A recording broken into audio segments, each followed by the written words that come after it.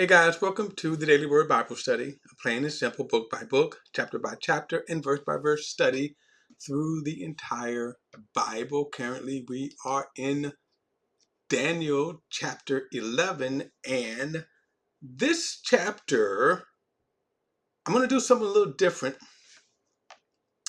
that I normally or rarely will do, and that is I'm going to come. In fact, I'm going to just break out a little resource I have called the Hanley Bible Handbook. I have other commentaries and stuff, but I'm going to kind of reference this because of the nature of this chapter. So I talked about this in chapter 1 about Daniel's the prophecies here and kind of the timeline of the prophecies, how we see Babylon, where we are in this picture is in the the Median Persian Empire.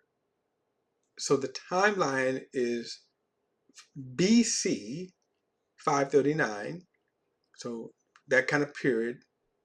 Daniel he received this prophecy during this period. So the first kingdom, Babylon, has already fallen. The prophecy is going to give a lot of detail of what's going to happen with the Median Persian kingdoms going into the Grecian kingdoms. So the chapter, probably more than any of Daniel's prophecies, he's really going to give a lot of details about this, okay? So one of the things I want to take a look at then and reference, I'm not going to go into a lot of detail. Excuse me. What I will say is there's tons of material, commentaries. Again, a simple Google search sometimes will point you to the more in-depth detail. Okay, and but it's going to be a fascinating study in terms of the detail that is given here. What is interesting that these prophecies were given, like for example, 200 years before the Grecian kingdom came along, and so if you look at where Daniel is, and then it's just kind of fascinating. So there's a lot of historical fulfillment, okay, with this prophecy, and that's why I'm going to reference some scholarly references when it comes to the historical fulfillment. I'm not going to linger long, but I think it is worth doing that. It is worth. Oh, did I? Oh, I didn't mean to come out of my thing here. All right, here we go. But it is worth just referencing the kings and then the kingdom. Then towards the end of the 11th chapter, he's going to get to the feet of where are we at here? The other kingdom here, the feet of iron and clay. So let's get into it here. All right, so he says, in the first year of Darius the Mede, I stood up to strengthen and protect him. Now I will tell you the truth.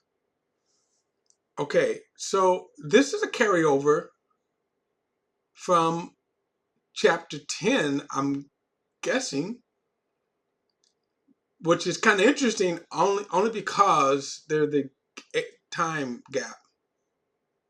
Okay, there's a time gap. So, all right. He said, in the first year of Darius and me, I stood up to strengthen and protect you. Now I will tell you the truth. 3 more kings will arise in Persia, and the fourth will be far richer than the others. By the power he gains through his riches, he will stir up everyone against the kingdom of Greece. Then the warrior king will arise. He will rule a vast kingdom and do whatever he wants. But as soon as he is established, his kingdom will be broken up and divided to the four winds of heaven, but not to his descendants. It will not be the same kingdom that he ruled, because his kingdom will be uprooted and will go to others beside him. So this is kind of an overview of what he refers to as the three kings. And depending on, again, depending on who you look at, if he said, as he's standing here, remember, as he is standing, some people, and here's what scholarly works kind of conflict sometimes with one another. So I just did a simple Google search that I'm looking at here on my iPad. So then what they have is some of the kings from the of King of Persia. Now notice he says here, 3 kings will arise in Persia. So remember, so the list, you can't see the list that I'm looking at, but if we start, I'm looking at this, they have 1, 2, 3, 4, 5, 6, 7, 8 kings. 8 kings. But if you look at where we are in Darius, so the first, right, the first year of Darius, so then he says 3 kings will arise, and then a 4th one will be more powerful. So that would be Xerxes, Artaxerxes, Xerxes, the son, and then Sardinus. I know I kind of butchered those names, but that's just this from this perspective here. So the 3 kings, and then what happens is that in this 4th king will come and will lead an assault against the Grecian kingdom, but will lose in his attempt.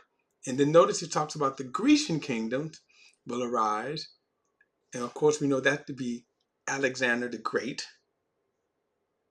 And then when he, as history tells us, as a young man, I think he was in his 30s, early 30s when he died, and then his kingdom, but he had a great campaign in which he ruled the world, conquered the world, and then when he died, his kingdom was divided among his 4 generals. Okay. So now he comes down and he says, the king of the south will grow powerful, but one of his commanders will grow more powerful and will rule a kingdom greater than his. Now, that's what I want to do, because he's going to talk about the king of the south and the king of the north. So let me do this. All right. Let's go to read a couple of things just so we can kind of get the understanding of what's going on here. Who is the king of the north and who is the king of the south? So the king of the south, or the king of Syria, or the king of Syria, and then Egypt will be referred is the king of the. I'm sorry, the Syria is the king of the north, and then the kings of Egypt, or the kings of Syria, and of course he refers to Alexander the Great. Then some of the kings that he's going to mention, in terms of, he's going to give some details about what they will do. And so let's see. So the king of the south, which would be Ptolemy of Egypt, okay, and then the daughter Berenice, daughter of Ptolemy, will be given in marriage to Antiochus, and then he would be murdered. And then Antiochus gave his daughter Cleopatra in treacherous marriage to Ptolemy V, hoping that they could control Egypt. Now, again, we'll see some of this here. I'm just giving you names in reference to some of what we will be reading. And then we're going to come to a contemporary person called Antiochus of Epiphanes. Okay, now that's as far as I'm going to go with this. Maybe I'll just read the whole thing here. Um, uh, I'll tell you what I'm going to do. Let me read this, and then I'll come back and read this whole thing. That's what I'm going to do. That way I have better reference. All right, the king of the south, this is verse 5 here. It said, the king of the south will grow powerful, but one of his commanders will grow more powerful and will rule the kingdom greater than his. After some years, they will form an alliance, and the daughter of the king of the south. Now remember, the king of the south is Egypt. So after some years, they will form an alliance, and the daughter of the king of the south will go to the king of the north, which will be Assyria, to seal the agreement. She will not retain power, and his strength will not endure. She will be given up together with her entourage, her father, and the one who supported her during those times. In the place of the king of the south, one from her family will rise up and come against the army and enter the fortress of the king of the north. He will take action against them and triumph. Excuse me. And he will even take their gods captive to Egypt with their metal images and their precious articles of silver and gold. For some years he will stay away from the king of the north, who will enter the kingdom of the south and then return to his own land. His sons will mobilize for war and assemble a large number of armed forces. They will advance, sweeping like a flood, and again wage war at his fortresses. Infuriated, the king of the south will march out to fight with the king of the north, who will raise a large army, but they will be handed over to his enemy. When the enemy is carried off, he will become arrogant and cause tens of thousands to fall, but he will not triumph. The king of the north will again raise a multitude larger than the first. After some years, he will advance with a great army and many supplies. In those times, many will rise up against the king of the south. Violent ones among your own people will assert themselves to fulfill the vision, but they will fail. Then the king of the north will come and build an assault ramp and capture the well-fortified city. The forces of the south will not stand. Even their select troops will not be able to resist. The king of the north, who comes against him, will do whatever he wants, and no one can oppose him. He will establish himself in the beautiful land with the total destruction in his hand.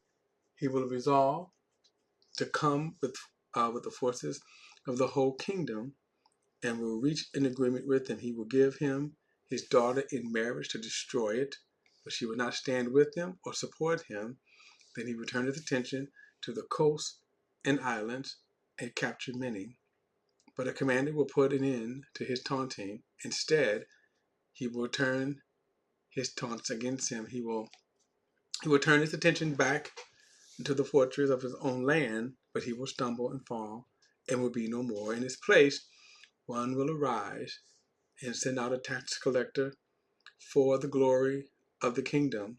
Within a few days, he will be shattered, though not in anger or in battle. In his place, a despised person will arise, royal honors, and not given to him, but he will come during the time of peace and seize the kingdom by intrigue.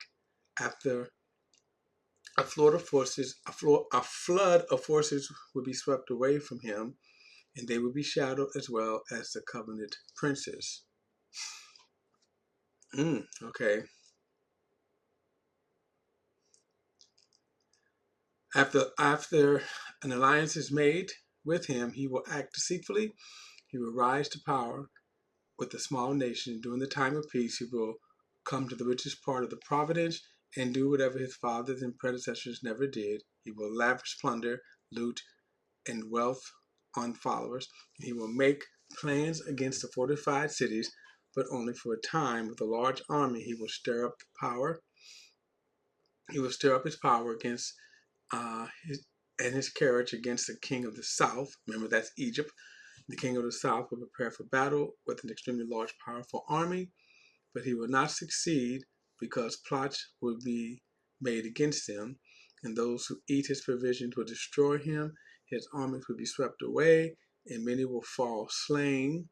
The two kings whose heart are bent on evil will speak lies at the same table, but to no avail, for still the end will come at the appointed time. The king of the north will return to his land with great wealth, but his heart will be set against the holy covenant, and he will take action, then return to his own land. At the appointed time, he will come again to the south, but this time it will not be like the first. Ships from Kittim will come against him and be intimidated. He will withdraw, then he will rage against the holy covenant and take actions, and on his return he will favor those who abandon the holy covenant. His forces will rise up and desecrate the temple fortresses. Then they will abolish the daily sacrifice. Now I'm going to stop here and I'm going to read.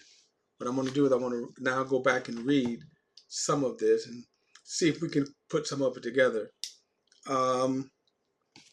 As you can see, this is one of the more lengthier chapters. Okay. All right. So I'm just going to read just some of this from the, again, Haley Handbook Bible. So this is kind of, we can almost say it's going to be some cliff notes of all of what we just read here. So he says,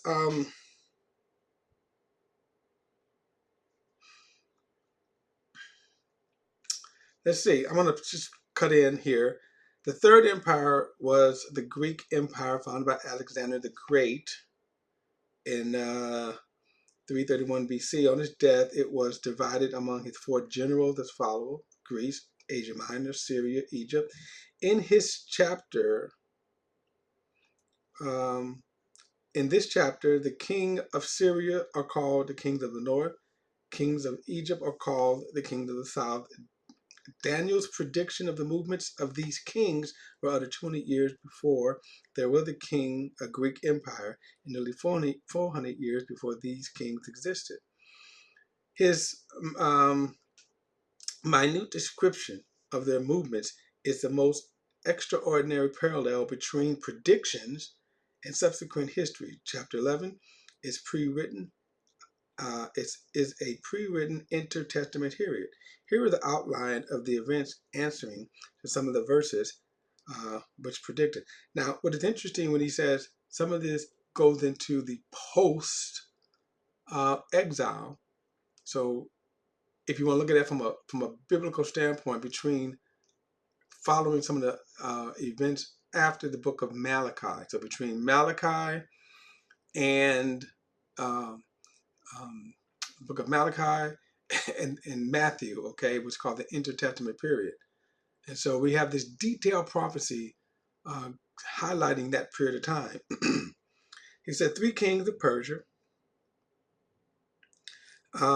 Cyrus, Campines, Darius, Hystaspes. The 4th king, Xerxes, the richest and most powerful of the Persian kings, invaded Greece but was defeated at Salamis. A mighty king, Alexander the Great, fourfold division of his kingdom, Greece, Asia Minor, Syria, and Egypt. The king of the south, Ptolemy, one of Egypt, one of the princes, Seleucus Nicator, originally an officer under Ptolemy, became king of Syria, most powerful of Alexander's successor. The daughter, Bernice, daughter of Ptolemy III, was given in marriage to Antiochus and Antiochus II and was murdered. A shoot from her roots, Ptolemy III, brother of Bernice, and in retaliation invaded Syria and won great victory. 2 sons, Seleucus III and Antiochus III, and Ptolemy IV defeated Antiochus III with great loss in the Battle of Raphia near Egypt. And then Antiochus, after 14 years, returned with a great army against Egypt. Jews helped Antiochus. He defeated the forces of Egypt. Antiochus conquered Palestine. Antiochus gave his daughter Cleopatra in treacherous marriage alliance to Ptolemy V, hoping through her to gain control of Egypt. But she stood with her husband Antiochus and then invaded Asia Minor and Greece and was defeated by the Roman armies at Seleucia in 190 BC and returned to his own land and was slain. A contemptible person, Antiochus Epiphanes, not the rightful heir. He got the throne through treachery. He made himself a master of Egypt, partly by force and partly by cunning deceit. And then Ptolemy the sixth, son of Cleopatra, nephew of Antiochus, was defeated by treachery of his subjects and under guise of friendships. Antiochus and Ptolemy vied with each other in treachery. And then returning from Egypt, Antiochus attacked Jerusalem, slew 80,000 and took 40,000 and sold 40,000 Jews into slavery. Antiochus again invaded Egypt, but the Roman fleet compelled him to retire. He vented his anger on Jerusalem and desecrated the temple. And he was helped by the apostate Jews, exploits of the heroic Maccabees brothers. Now, so that's a little, I know that does not do it justice, okay? That does not do it justice. And when we come back, we'll finish the chapter, but that does not do it justice. I did not mean for it to do it justice, but just to kind of give, as we were reading, some kind of historical insight, okay, a little historical insight to what was fulfilled.